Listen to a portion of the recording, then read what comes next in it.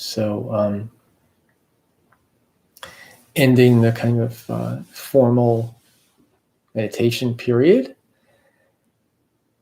So I don't have any quotes from any wise sages today, and I'm thinking it actually might be useful to go back again and talk a little bit about what we just did in that meditation and that kind of model of how your meditation session might go. So the pattern I described, I think, is probably pretty general for what we're trying to do, but you might detect something else, so you can substitute or maybe just be curious yourself about what is my meditation like? Does it have this nature of kind of almost circling back a little bit, beginning with distraction or the attention getting pulled into thinking, and then we wake up from that and do something? So that could be an inquiry rather than something that you're believing because somebody said it.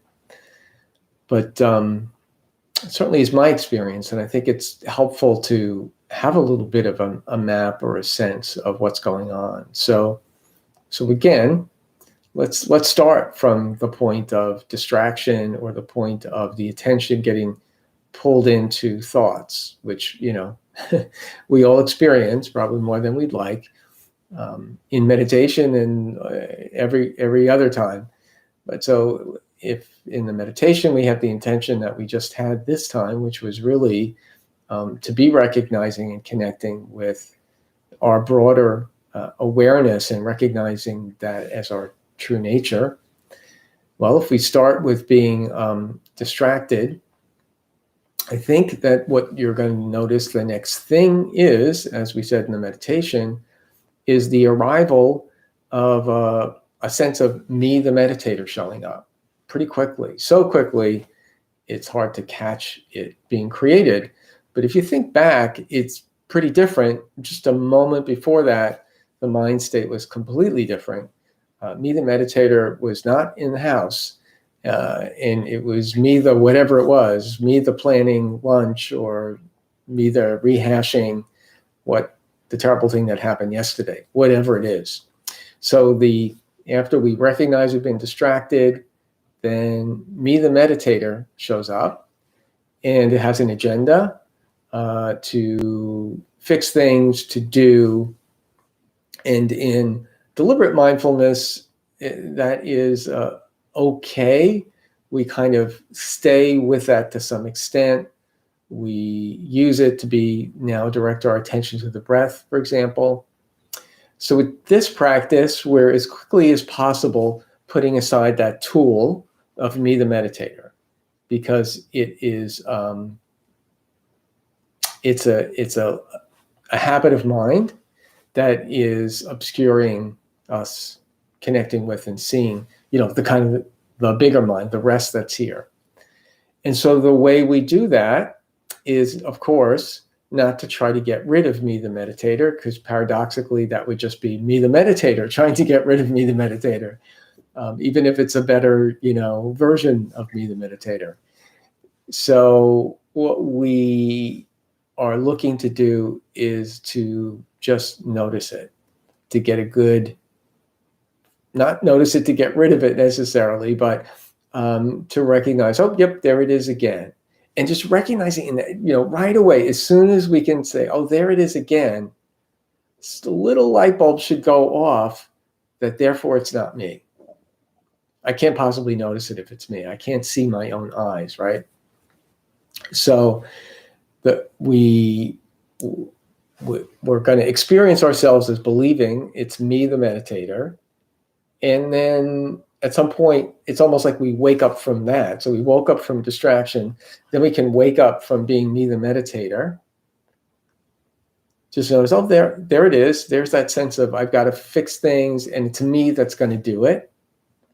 And it's a bit like relaxing, releasing. And so there are lots of we tried different doorways. So the one we were trying today was to just settle in and just let go and just recognize this sense of aliveness throughout the body. So you can substitute other methods, whatever does help you let go of me, the meditator. But the suggestion today was that, just aware of the whole body. So we're not so much zeroing in on, like, a gross feeling like the rising and falling of the chest. You may have noticed, maybe with doing the body scan or something like that, when you finish the body scan, there's perhaps a tingly sense of this aliveness. So it's kind of that. So switching to this alive sense, and that can be a springboard to just recognize, okay, wait a minute, that it actually isn't limited to my body. There's this alive sense all around me, because everything I'm experiencing actually is in my conscious awareness. It's actually not out there. It's in here. It's the only way we experience anything. So we can open to this more spacious awareness. So it's like almost like relaxing again. So that waking up is also relaxing. So aware of the body, then aware of this whole spacious awareness, which includes and pervades the body. And then if we're connected to that long enough, just kind of like having an ear open, so to speak, for the qualities of that spacious awareness. It certainly doesn't have characteristics like sensations of the breath. It's not an object, but it's not nothing either. So sometimes described as having capacity, which is kind of interesting. So one way to recognize this spacious awareness is it's what's there before we do anything. It's what's there before anything happens. So sometimes described as capacity. But I think we can also just kind of tune into that sense of support, which is also this non-rejection. And that non-rejection is unconditional love. So not trying to make anything happen, but also not trying to skate past something that, if we notice it, can become more prevalent over time. So when we're connecting with that spacious awareness, then if it's lasting long enough, like longer than 3 seconds maybe, we may be able to tune into the supportive, compassionate nature. And then at some point, we're going to find ourselves, most likely, back in distraction. And then so we have the opportunity either to go stepwise, like I just described, or perhaps we are able to go directly to this spacious awareness. So I hope some of that is useful for you in contemplating.